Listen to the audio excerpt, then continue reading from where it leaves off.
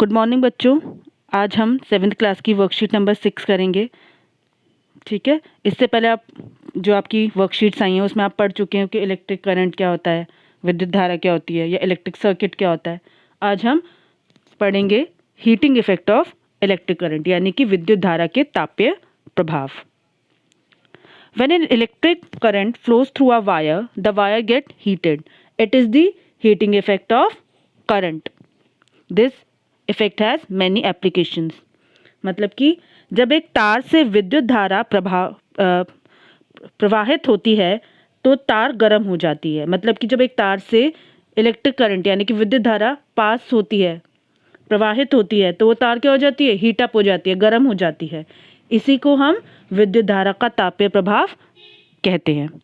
It has many application, मतलब इसके बहुत सारे यूज़ हैं हमारी डेली लाइफ में। ठीक है, पहले हम एक एक्टिविटी देखेंगे ताकि आपको समझ आ जाए कि हीटिंग इफेक्ट कैसे वर्क करता है। Okay, activity to prove that electricity, how electricity converted into heat.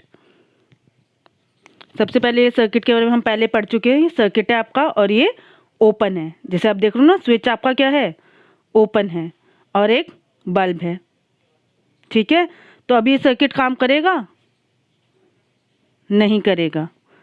तो अब क्या करेंगे हमने क्या कर दिया, स्विच बंद कर दिया। अब आपका बल्ब ग्लो होगा और हमने इसको कितने मिनट के लिए छोड़ दिया, 10 मिनट के लिए, और स्विच वापस से ओपन कर दिया।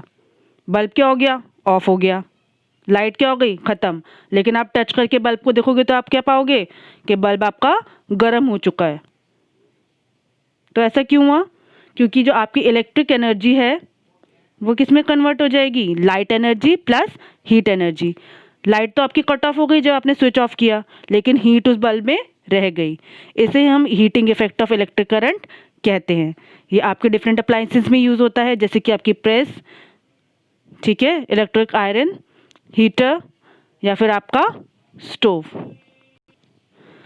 अच्छा बच्चों, भी आपने एक्टिविटी में देखा कि कैसे जब सर्किट से करंट फ्लो करता है तो आपका जो बल्ब था वो हीटअप हो गया। ठीक है ना, तो electric current heat up the object through which it flow. मतलब जब विद्युत धारा किसी चीज़ में से पास होती है, प्रवाहित होती है, तो उस ऑब्जेक्ट को वो हीटअप यानी कि गर्म कर देती है। इसी को हमने क्या कहा था, इलेक्ट्रिसिटी का हीटिंग इफेक्ट, यानी कि विद्युत धारा का तापीय प्रभाव। अभी डिफरेंट अप्लायंसेस में यूज़ हो रही है, चाहे आपका गीज़र हो, चाहे आपकी बल्ब हो, प्रेस हो। लेकिन ये तो इसके पॉजिटिव इफेक्ट हो गए। इसके क्या नेगेटिव इम्पैक्ट भी हो सकते हैं? Yes, over heating. कोई भी चीज़ अगर ज़्यादा हो जाए तो वो नुकसानदायक होती है। वैसे ही हम क्या होगा, अगर एक्सेस करंट आ जाए यानी कि सिस्टम में ज़्यादा करंट फ्लो हो तो क्या होगा, हीट भी ज़्यादा हो जाएगी, ताप ज़्यादा हो जाएगा। उससे क्या हो सकता है, फायर यानी कि आग लगने का खतरा हो सकता है और हमारे जो ये इलेक्ट्रिक डिवाइसेस हैं ये भी डैमेज हो सकते हैं। तो अब हम क्या करेंगे, इसका हमारे पास एक सॉल्यूशन है, that is electric fuse. So electric fuse basically एक सेफ्टी डिवाइस है। Electric fuse is a safety device which prevent damage to electric circuit and possible fires. मतलब जो हमारे सर्किट या अप्लायंसेस को डैमेज होने से बचाता है और साथ में अगर फायर होने के खतरे को रोकता है। ये इलेक्ट्रिक फ्यूज़ दिखता कैसा है, आपको फोटो दिख रही है। ये जो दो होते हैं ये इसके मेटेलिक पार्ट्स होते हैं। मेटेलिक क्यों, ताकि जब इस सर्किट में लगे तो करंट इसमें से फ्लो हो सके। ये जो अंदर वायर होती है इसे फ्यूज़ वायर कहते हैं, दिस। ठीक है, इस फ्यूज़ वायर का क्या काम है, ये आपके जो सर्किट को डैमेज होने से बचाती है। कैसे, ये फ्यूज़ वायर आपकी जिंक, कॉपर, सिल्वर या एल्यूमिनियम इनकी बनी होती है। क्यों, यह भी हम देखेंगे। सबसे पहले ये आपका सिंपल सर्किट है। ठीक है, आपके सिंपल सर्किट के अंदर ये आपका प्लग हो गया, ये आपका फ्यूज़ हो गया और ये आपका डिवाइस हो गया, जो कुछ भी हो सकता है, टेलीविज़न, एसी वगैरह, कुछ भी सिंपल डिवाइस।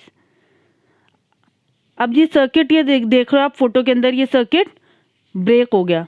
ब्रेक हो गया यानी कि टूट गया। तो ये टूटा क्यों, जब आपका सिंपल करंट आएगा, नॉर्मल करंट फ्लो हो रहा है घर के अंदर, तो क्या होगा, करंट इसमें आराम से फ्लो हो रहा है। ठीक है ना, सर्किट के थ्रू, इसमें भी वायर है ना।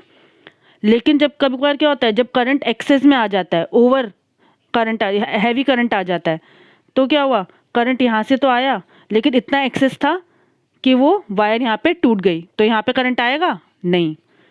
ठीक है, इसका मतलब ये आपके डिवाइस को किससे बचा रहा है, ओवर हैवी करंट से बचा रहा है। अगर ये स्विच यहाँ पे हमने ये ना लगाया होता, फ्यूज़ ना लगाया होता, तो ये जो करंट था हैवी करंट वो डायरेक्ट किस में आता, आपके अप्लायंस में आता और आपका अप्लायंस डैमेज हो जाता। ठीक है ना। तो फ्यूज़ क्या है, एक तरीके से आपकी सर्किट को बचाता है डैमेज से, या फिर अप्लायंसेस को बचाता है डैमेज से। लेकिन अगर आप देखोगे तो ये जो फ्यूज़ है ये एक बार तो टूट गया, तो इसका मतलब हमें इसको बार बार रिप्लेस करना पड़ेगा, तो एक इसका डिसएडवांटेज हो जाता है। लेकिन अब हमारे पास सॉल्यूशन है। ये पुराने ज़माने में हम ऐसे फ्यूज़ यूज़ करते थे, ठीक है।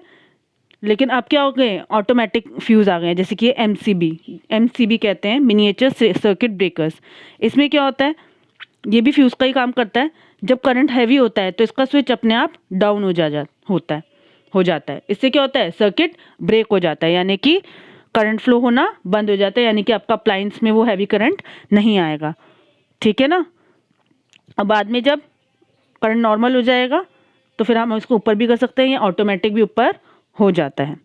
ठीक है बच्चे, आज के लिए इतना ही। Thank you.